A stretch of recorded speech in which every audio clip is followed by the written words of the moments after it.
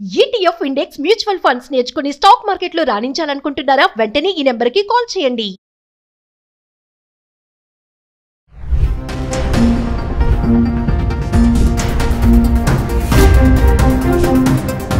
నమస్తే, welcome back to Suman TV. ప్రస్తుతం మనతో పాటు ఉన్నారు అడ్వకేట్ డాక్టర్ సల్మాన్ రాజ్ గారు. నమస్తే సార్. నమస్తే. సార్, ఇప్పుడు పాకిస్తాన్ని మళ్ళీ తిరిగి గ్రే లిస్ట్లో చేర్చాలని FATF financial action task force బాగా డిమాండ్ చేస్తుంది. అసలు ఈ FATF అంటే ఏంటి, ఈ గ్రే లిస్ట్, వీటి గురించి ఒకసారి. రీసెంట్గా మనం చూసామంటే ఆపరేషన్ సింధూర్ తర్వాత నరేంద్ర మోదీ గారి గవర్నమెంట్ కూడా డిమాండ్ చేస్తుంది ఏంటి అంటే పాకిస్తాన్ అంతా కూడా టెర్రరిజం ఎంకరేజ్ చేస్తుంది, టెర్రరిజంని ఫండ్ చేస్తుంది, కాబట్టి ఈ కంట్రీని కూడా FATFలో ఇంక్లూడ్ చేయాలని చెప్పి అంటున్నారు. FATF అంటే ఏంటి? Financial action task force. ఈ ఫైనాన్షియల్ యాక్షన్ టాస్క్ ఫోర్స్ అన్నది దీని పేరు గ్రూప్ డి యాక్షన్ కూడా. FATFని గ్రూప్ డి యాక్షన్ అని కూడా అంటారు. గ్రూప్ డి యాక్షన్ అన్నది it's actually derive from French terminology అండి. ఈ గ్రూప్ డి యాక్షన్ అన్నది it's actually intergovernmental organisation. Intergovernmental organisation అంటే ఏంటి? ఈ G7 సమ్మిట్ కంట్రీస్ ఏవైతే ఉన్నాయో, ఈ G7 కంట్రీస్ అన్నీ కూడా స్టార్టింగ్ G7 స్టార్ట్ చేసినప్పుడు వీళ్ళంతా కూడా కలెక్టివ్గా ఈ ఆర్గనైజేషన్ ఒకటి డెవలప్ చేయాలని చెప్పి FATF పెట్టుకున్నారు. దీనికి సిస్టర్ కన్సర్న్గా OECD అని, అది కూడా ప్యారిస్ నుంచి, it actually is a part of this FATF అనమాట. ఈ FATF ఏం చేస్తుంది అంటే వీళ్ళు ప్రతి కంట్రీకి కూడా ఈ ఫైనాన్షియల్ మానిటరింగ్ అనేది చేస్తాయి.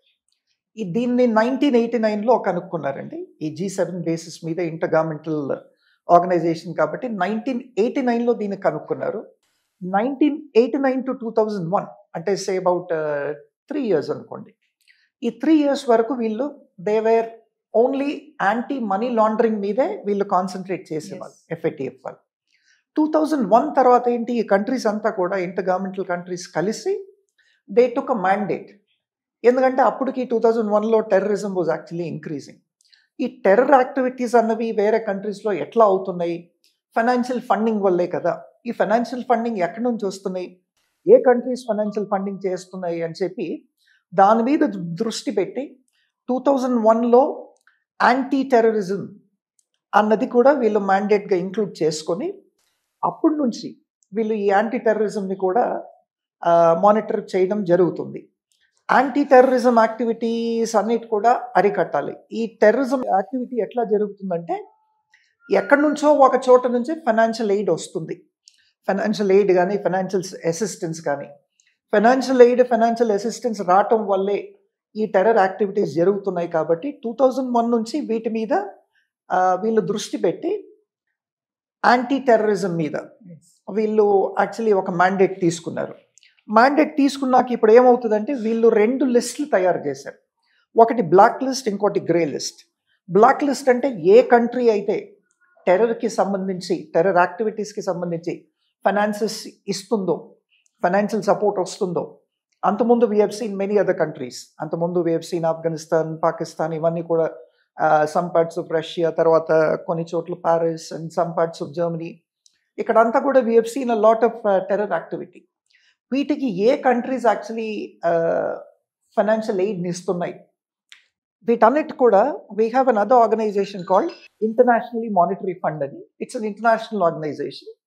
ఇది world bank and all the other things are included in that. వీళ్ళు ఏం చేస్తారంటే కంట్రీస్ అన్నిటి కూడా they actually give loans, they give financial aid, they give financial assistance. అంతకుముందు పెహల్గావ్ అటాక్స్ అప్పుడు చూసాము. India demanded that the IMF aid should not be given to Pakistan. The IMF assistance should not be given to Pakistan అని చెప్పి India demand చేయడం జరిగింది. ఇప్పుడు India ఏమంటుందంటే ఈ పాకిస్తాన్ అనే ఈ కంట్రీని టెర్రరిజం యాక్టివిటీ ఎక్కువ ఉంది కాబట్టి వీటిని FATFలో మనం ఇంక్లూడ్ చేయాలి. FATFలో ఇంక్లూడ్ చేస్తే బ్లాక్ లిస్ట్ చేసినా గ్రే లిస్ట్ చేయాలి. గ్రే లిస్ట్ చేయటం వల్ల ఏమవుతుందంటే ఆ గ్రే లిస్ట్లో ఈ పాకిస్తాన్ అనే కంట్రీని, పాకిస్తాన్ని కనుక మనం గ్రే లిస్ట్లో, FATF గ్రే లిస్ట్లో చేస్తే చాలా క్లోజ్లీ మానిటర్ అవుతుంది. గ్రే లిస్ట్లో FATF ఏం చేస్తుందంటే పాకిస్తాన్కి కొన్ని యాక్షన్ ప్లాన్స్ ఇస్తాయి. ఈ యాక్షన్ ప్లాన్స్ కంపల్సరీగా FATFలో ఇంక్లూడ్ అయ్యి ఉంది కాబట్టి పాకిస్తాన్ దాన్ని కంపల్సరీ మెయింటైన్ చేయాల్సి ఉంటుంది. FATF ఏ యాక్షన్ ప్లాన్ చెప్తే ఫైనాన్సెస్కి ఆ యాక్షన్ ప్లాన్ ఫాలో చేయాలి. ఒకవేళ ఫాలో చేయకపోతే they will be severe action will be there. Financial aid కానీ ఫైనాన్షియల్ అసిస్టెన్స్ కానీ ఆ కంట్రీకి ఇమీడియట్లీ స్టాప్ చేయడం జరుగుతుందండి. ఇది కాకుండా FATF డ్యూటీ ఏంటి అంటే FATF దేని మీద చేస్తుందంటే యాంటీ మనీ లాండరింగ్. ప్రతి కంట్రీకి కూడా మనీ లాండరింగ్ అవుతుంటే వాళ్ళకి యాంటీ మనీ లాండరింగ్ ఏజెన్సీస్ ఉంటాయండి. సో ఈ యాంటీ మనీ లాండరింగ్ ఏజెన్సీస్ ఉంటాయి. దీనికి యాంటీ మనీ లాండరింగ్కి స్పెషల్ కోర్ట్స్ కూడా ఉంటాయి. మన దగ్గర ఇండియాలో PMLA అంటారు, prevention of money laundering act అని ఉంది. ఈ PMLA ఏంటి? It is nothing but it's actually anti money laundering agency. We have special courts also. ఏ కంట్రీలో అయితే ఈ యాంటీ మనీ లాండరింగ్ వీక్గా ఉంటుందో, ఏ కంట్రీ అయితే ఈ మనీ లాండరింగ్ ఏజెన్సీస్ ఫెయిల్ అవుతాయో, then FATF will take over. FATF స్పెసిఫిక్గా ఈ మోస్ట్లీ అందుకనే మనీ లాండరింగ్ ఏంటండి, వేరే ఫారిన్ కంట్రీస్లోంచి మనీ లాండర్ అవ్వకూడదు, ఉన్న మనీ కంట్రీలో దాన్ని లాండర్ చేయకూడదు అన్నది main.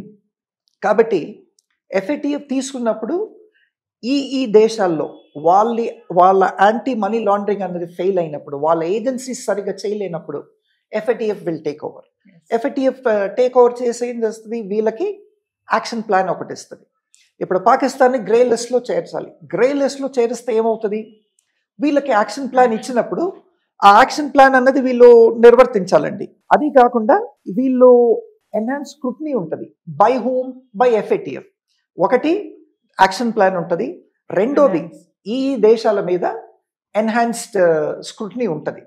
Enhance scrutiny by FATF కాబట్టి ఒకసారి ఆ కంట్రీని కనుక FATFకి చేరిస్తే, ఆ కంట్రీ చెప్పినట్టు వీళ్ళు చెప్పినట్టు ఆ కంట్రీ కనుక వినపోతే, ఫర్ ఎగ్జాంపుల్ పాకిస్తాన్ని చేరిస్తే, దాన్ని కనుక గ్రే లిస్ట్లో చేరిస్తే, దాన్ని కనుక ఫాలో అవ్వకపోతే, దాని మ్యాండేట్స్ ఫాలో అవ్వకపోతే, దాని యాక్షన్ ప్లాన్స్ ఫాలో అవ్వకపోతే, వీళ్ళు పెట్టిన స్క్రూటినీ ఫెయిల్ అవుతాయి, దెన్ వాళ్ళ ఎయిడ్ కానీ వాళ్ళ అసిస్టెన్స్ కానీ విత్డ్రా చేయడం జరుగుతుంది.